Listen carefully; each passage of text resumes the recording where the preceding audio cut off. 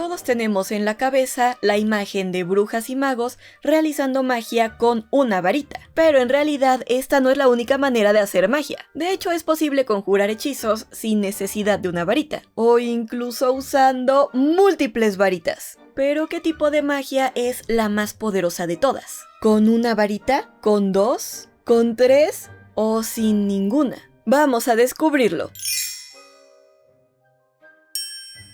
Hola seres mágicos, bienvenidos a Makelarre, yo soy Dani y en esta reunión vamos a descubrir qué magia es la más poderosa, con una varita, con dos varitas o sin ninguna. Rebelio. La magia es una fuerza sobrenatural capaz de transformar el mundo a niveles fundamentales. Las brujas y magos heredan esta habilidad de sus ancestros, ya que la capacidad de hacer magia proviene de los genes. El gen mágico presente en brujas y magos es dominante, mientras que el gen no mágico encontrado en squibs y muggles es recesivo. También sabemos que la magia tiene su origen en África, y de hecho ahí la magia se practicaba sin necesidad de una varita. Curiosamente, los alumnos de la escuela mágica africana Ouagadougou realizan la mayoría de sus hechizos sin usar una. Aunque en el último siglo las brujas y magos africanos sí han adoptado ya el uso de una varita como una herramienta útil, muchos siguen lanzando hechizos simplemente señalando con el dedo, o mediante gestos con las manos. Esto le da a los estudiantes de Ouagadougou una gran ventaja cuando se trata de evitar acusaciones por infringir el Estatuto Internacional del Secreto Mágico. Solo estaba saludando, nunca quise que se le cayera la barbilla. Además, han perfeccionado el arte de transformarse en animagos sin necesidad de una varita. Los nativos americanos también perfeccionaron sus prácticas mágicas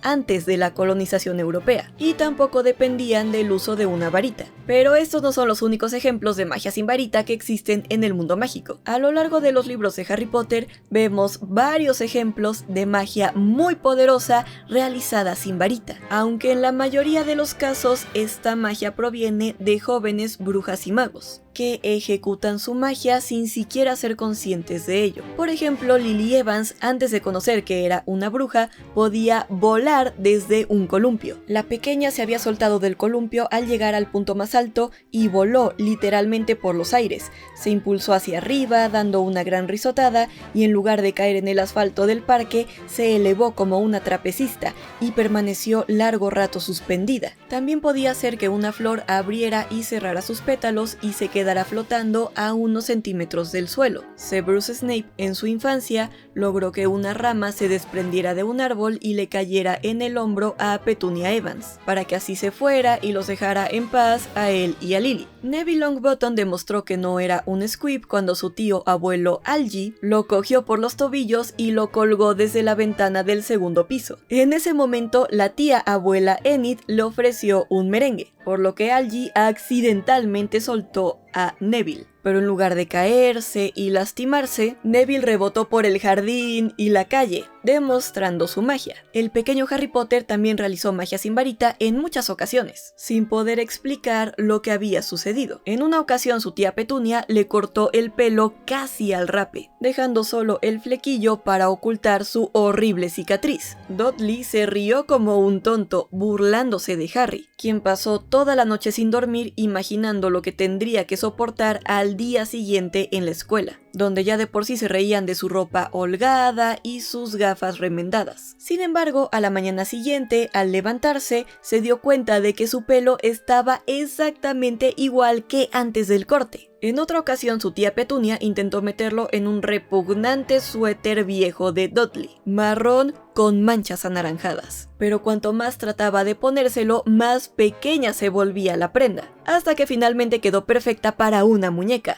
Pero no para Harry. El caso más impresionante ocurrió cuando la pandilla de Dudley lo perseguía, como de costumbre. Para sorpresa de todos, incluido Harry, de repente él se encontró en la chimenea, en el techo de la cocina del colegio. Todo lo que recordaba haber hecho era saltar sobre los cubos gigantes de basura que se encontraban fuera de la cocina, y supuso que el viento lo había levantado en medio salto. Sin embargo, lo que realmente había hecho era una forma muy avanzada de transporte mágico llamada aparición, una habilidad que se enseña a partir del sexto año en Hogwarts, a nivel éxtasis. y que es sumamente difícil de realizar, además de extremadamente peligrosa. Si la aparición no se ejecuta correctamente, las brujas y magos pueden sufrir una despartición, en la que una parte de su cuerpo se queda atrás y restaurarla es un proceso muy doloroso. Para poder aparecerse legalmente, es necesario acreditar una clase de aparición impartida por el Ministerio de Magia, obtener la licencia de aparición y cumplir 17 años. Pero incluso muchos magos adultos prefieren evitar este transporte mágico por lo difícil y peligroso que es. Que Harry haya podido realizar magia extremadamente avanzada a esa edad nos demuestra que una varita mágica no es estrictamente necesaria para realizar magia. Sin embargo, hay algunos inconvenientes. Sí, desde pequeños los magos pueden realizar magia sin la necesidad de una varita, pero el problema es que esta magia está fuertemente ligada a sus emociones, lo que la hace incontrolable y en muchos casos muy peligrosa. Por ejemplo, cuando Harry visitó el Hospital San Mungo en Harry Potter y la Orden del Fénix, vio a una joven bruja a la que le habían crecido alas, siendo llevada de emergencia a la sala de daños por hechizo en el 4º piso. Incluso cuando Harry ya asistía a Hogwarts, él infló accidentalmente a la tía Marge sin usar una varita solamente porque estaba furioso, lo que le causó muchos problemas con el Ministerio de Magia. También tenemos el caso de un joven mago extremadamente talentoso que podía controlar su magia sin necesidad de una varita, pero para hacer el mal. Desde muy joven, Tom Riddle sabía que tenía poderes extraordinarios que ningún otro niño del orfanato poseía, y sin varita podía ejercer una influencia oscura sobre personas y animales. Puedo hacer que los objetos se muevan sin tocarlos. Puedo hacer que los animales hagan lo que yo les pido, sin adiestrarlos. Puedo hacer que les pasen cosas desagradables a los que me molestan. Puedo hacerles daño, si quiero. Pero incluso Voldemort, que de niño controlaba su magia perfectamente sin necesidad de una varita, jamás volvió a mirar atrás cuando empezó a usar una. De hecho, terminó obsesionado por encontrar la varita más poderosa de todas para derrotar a Harry Potter. Lo mismo sucedió con los magos africanos, que empezaron a adoptar varitas, y con los norteamericanos, especialmente después de la fundación de Ilvermorny. Si hacer magia sin varita es posible, entonces, ¿por qué se empezó a usar? La respuesta sencilla es que la magia sin varita es mucho más difícil de realizar, impredecible y, aunque no lo parezca, no tan poderosa. Es cierto que, como han demostrado los magos africanos y los nativos americanos, la magia sin varita puede alcanzar un alto nivel de complejidad, pero solo los magos más poderosos son capaces de controlarla y ejecutarla de manera avanzada. Si a esto le sumamos la magia sin varita no verbal, es decir, aquella en la que el conjuro no se pronuncia en voz alta, la dificultad aumenta considerablemente. Solo los magos excepcionales como Albus Dumbledore, considerado el mejor de todos los tiempos, podían realizar magia de esta manera. O Lord Voldemort. En Harry Potter y la Piedra Filosofal vemos a Quirinus Quirrell ejecutar hechizos no verbales y sin varita mientras estaba poseído por Voldemort, como cuando lanzó el encantamiento Incarcerus sobre Harry Potter en las cámaras subterráneas. Sin embargo, este nivel de control sobre la magia requiere muchísimo entrenamiento, y por eso en todo el mundo se ha adoptado el uso de varitas mágicas. Originarias de Europa, las varitas mágicas han demostrado ser herramientas excelentes para canalizar la magia, haciéndola más precisa y poderosa. Incluso magos talentosos como Dumbledore o Voldemort las prefieren, ya que aumentan la efectividad de sus hechizos. Además, algunas ramas de la magia como los encantamientos o la transfiguración son increíblemente difíciles de realizar sin una varita. Incluso en la preparación de pociones se requiere el uso de una varita mágica. Es por eso que los muggles no podían elaborarlas aunque tuvieran todos los ingredientes. La magia sin varita, no la que ocurre involuntariamente en los niños, sino la que se ejecuta con control y propósito, se considera una forma de magia más sofisticada y se requiere mucho más talento que la magia con varita. Sin embargo, es tan difícil de dominar que ni siquiera se enseña en Hogwarts. La magia no verbal se introduce a partir del 6º año,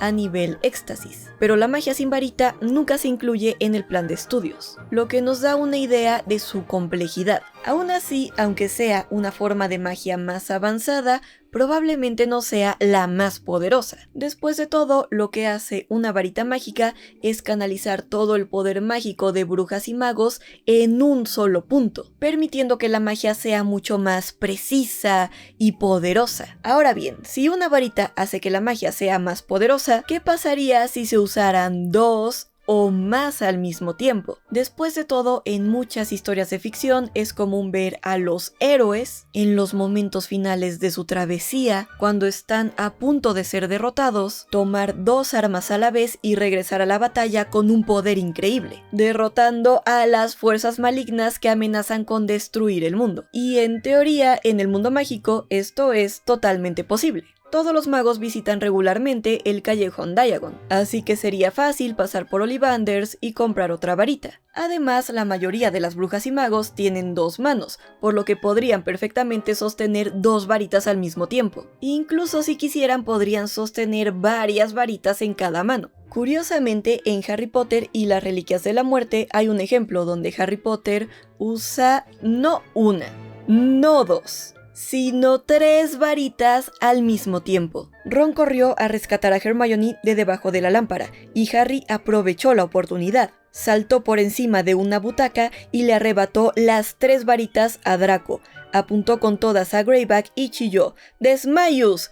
Alcanzado por el triple hechizo, el hombre lobo se elevó hasta el techo y luego cayó al suelo. Aquí vemos cómo el uso de múltiples varitas sí puede aumentar considerablemente la potencia de un hechizo. Después de todo, se necesita mucha fuerza para derribar a alguien como Fenrir Greyback, un hombre lobo grande y fuerte. Entonces, si esto funciona tan bien, ¿por qué nadie lo hace? De hecho, esto deja hasta en ridículo a Voldemort. En lugar de perder el tiempo buscando la varita de Sauco, bien podría haberles pedido sus varitas a todos los mortífagos y usarlas al mismo tiempo para derrotar a Harry Potter. En serio, ¿por qué nadie está haciendo esto? ¿Por qué nadie compra 2 varitas, una para cada mano, y se pasea por ahí lanzando 2 hechizos al mismo tiempo y aumentando su poder mágico? La verdad es que existen varios problemas al usar múltiples varitas. Lo primero que aprenden los alumnos de Hogwarts al comenzar sus estudios mágicos es que realizar hechizos requiere hacer varias cosas al mismo tiempo. Primero, se necesita mucha concentración mental para visualizar el resultado deseado. Segundo, hay que pronunciar el conjuro clara y correctamente. Por ejemplo, Wingardium Leviosa. Y no Wingardium Leviosa. Tercero, es importante sujetar bien la varita para poder canalizar la magia de manera efectiva. Algo que Voldemort definitivamente no hacía, ¿no? ¿Cómo podía hacer magia sujetando así su varita? ¿Quién sabe? Todo un misterio sin resolver. Y cuarto, y más importante, para que un hechizo tenga su máximo poder, se requiere de mucha determinación y sobre todo intención. Por ejemplo, para lanzar una maldición imperdonable, no solo es cuestión de conocer el efecto del hechizo, pronunciar el conjuro bien y sostener la varita de la manera adecuada. También hay que sentir la verdadera intención de causar daño. Bellatrix Lestrange lo explica mejor. Nunca habías empleado una maldición imperdonable, ¿verdad, chico? Tienes que sentirlas, Potter. Tienes que desear de verdad causar dolor, disfrutar con ello. La rabia sin más no me hará mucho daño. Lo mismo ocurre con el encantamiento Patronus, que requiere pensar en un recuerdo genuinamente feliz y sentir esa felicidad para conjurar al animal guardián. Concentrarse en un solo hechizo ya es extremadamente difícil, como lo demuestran varias veces los estudiantes de Hogwarts en El Príncipe Mestizo. A partir de su 6º año, a nivel éxtasis, los alumnos pueden comenzar a aprender magia no verbal, es decir, sin necesidad de pronunciar el conjuro en voz alta. Pero realizar hechizos no verbales es complicado y requiere mucha práctica. concentración y disciplina mental. Harry Potter notó que varios de sus compañeros parecían haber recibido una sobredosis de Lord Cacadura, un producto de sortilegios Weasley que causa estreñimiento, cuando intentaban hacer magia no verbal, y muchos ni siquiera lograban realizar los hechizos más básicos sin hablar. Ahora bien, si hacer magia sin hablar ya es complicado, lanzar 2 hechizos a la vez sería mucho peor. Dividir la atención entre 2 acciones hace que el control sea imposible para la mayoría de las brujas y magos. Es mucho más fácil concentrar toda la energía mágica en un solo hechizo que repartirla entre 2. En lugar de aumentar el poder, este se dividirá entre ambas varitas, dificultando el control y haciendo que la magia sea menos poderosa en lugar de más fuerte. Y lo más importante de todo, para poder obtener los mejores resultados en la magia y poder lanzar los hechizos más poderosos, es fundamental que exista la mayor afinidad entre el mago y su varita. La conexión entre ambos es clave para que una varita alcance su máximo potencial y realice hechizos verdaderamente poderosos. Es crucial recordar que cada varita tiene propiedades únicas, y si se combinan para producir el mismo hechizo,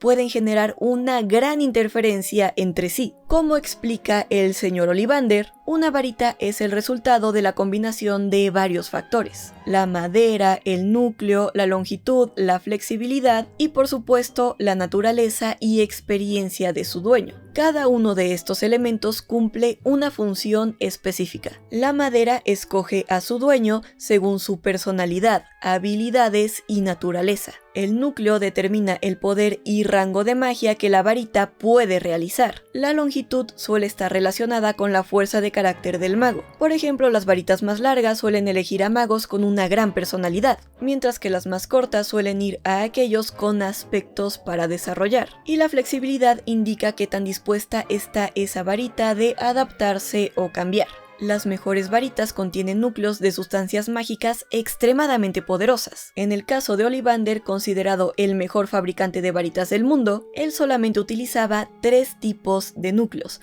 a los que llamó núcleos supremos: pelo de cola de unicornio, pluma de cola de fénix y fibra de corazón de dragón. Estos núcleos se insertaban en maderas cuidadosamente seleccionadas y se emparejaban con la bruja o mago con quien la varita sintiera mayor afinidad. Esta combinación es la que las hace tan poderosas. Sin embargo, ningún aspecto de la varita debe considerarse de forma aislada. Cada una tiene su propia voluntad, su propia esencia y su propia manera de tomar decisiones. La conexión entre una varita y su dueño es algo muy especial. Ambos aprenden juntos y evolucionan con el tiempo. Así como cada persona es única, cada varita también lo es. Y cuando encuentran a su par y pasan tiempo juntos, se crea un vínculo que da los mejores resultados, en comparación con usar una varita nueva o una heredada. Si bien un mago puede canalizar su magia a través de cualquier varita, solamente obtendrá los mejores resultados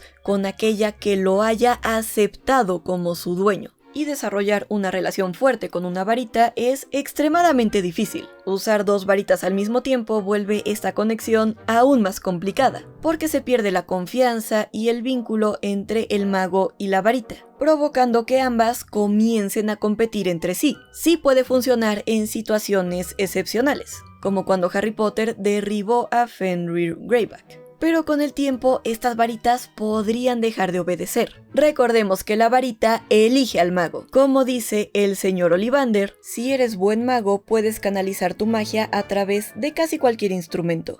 No obstante, los mejores resultados se obtienen cuando existe la máxima afinidad entre el mago y la varita. Pero esas conexiones son complejas.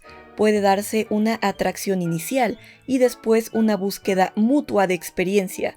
La varita aprende del mago, y viceversa. Un mago puede poseer las varitas que quiera, pero eso no lo convierte en su verdadero dueño. Puedes realizar hechizos con ellas, como lo demostró Harry Potter contra Fenrir Greyback, pero los resultados nunca serán los mismos. Usar una varita que no te eligió se siente como usar el brazo de otra persona, simplemente no se siente natural. Harry Potter lo experimentó en carne propia cuando se vio obligado a usar la varita de Edrino después de que la suya se rompiera. En las Reliquias de la Muerte describe así su frustración. Todos los hechizos menores realizados con esa varita resultaban menos potentes que los que hacía con la suya de Fénix. No estaba familiarizado con la nueva, era como tener la mano de otra persona cosida en el extremo del brazo. Harry intentó hacer levitar con la varita de Edrino unas piedras pequeñas, pero su magia continuó pareciendo más torpe y menos potente que antes. Si alguien quiere usar dos varitas, primero tendría que ganarse la lealtad de ambas.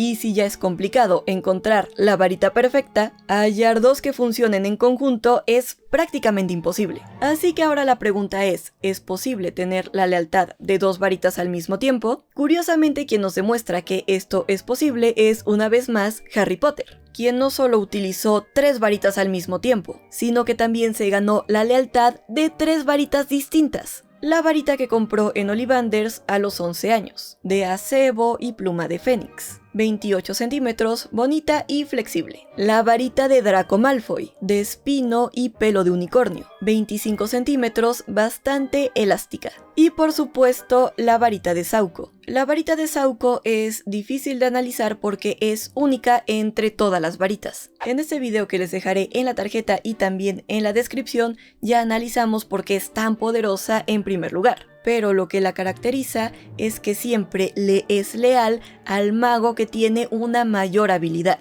Según Albus Dumbledore, esta varita solamente respeta el poder. Pero gracias al señor Ollivander también sabemos que todas las demás varitas también son capaces de cambiar su lealtad a otro mago, aunque esto depende mucho de su flexibilidad, es decir, su disposición de adaptarse o cambiar. La flexibilidad de la varita influye en lo leal que le será a su dueño original o a su nuevo portador, por lo que los resultados pueden ser impredecibles. Pero también nos dice que en general cuando alguien gana una varita, la lealtad de esta suele cambiar. Si tú se la quitaste, entonces es posible que sea tuya.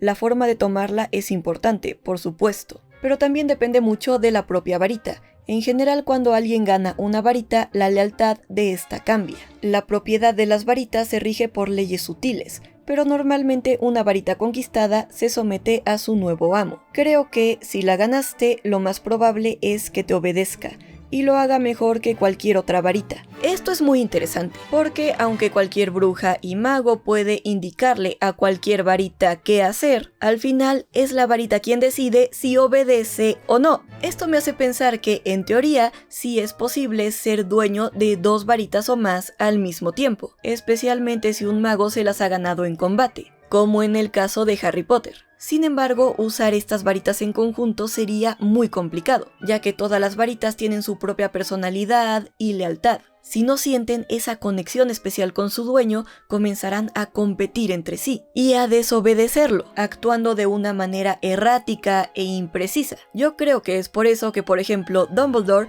dejó de usar su varita original que compró en Ollivanders a los 11 años después de ganarse la lealtad de la varita de Sauco. Sabemos que Voldemort quería usar la varita de Sauco para derrotar a Harry Potter, pero incluso contra otras personas. Él también dejó de utilizar su varita original cuando comenzó a usar la varita de Sauco. Ninguno de los dos comenzó a usar sus 2 varitas al mismo tiempo. Tal vez al realizar un hechizo con 2 varitas leales al mismo tiempo funcionaría al principio, porque las varitas estarían sorprendidas y después de todo el mago lo que está haciendo es canalizar su magia a través de ellas. Pero con el tiempo seguramente dejarán de obedecer y se volverán menos leales y por lo tanto menos poderosas. Por eso es mejor tener solamente una varita completamente leal a ti, porque esa es la que te dará los mejores resultados. Al final del día, la magia más poderosa sigue siendo a través de la varita que te eligió en Ollivanders a los 11 años. Y mi pregunta para ustedes es, ¿cuál es su varita? La mía es de madera de Sauco con un núcleo de pluma de cola de fénix, 28 centímetros e inflexible. Si la conocen, déjenla en los comentarios. Y si no, cuéntenme de qué personaje es su varita favorita del mundo mágico.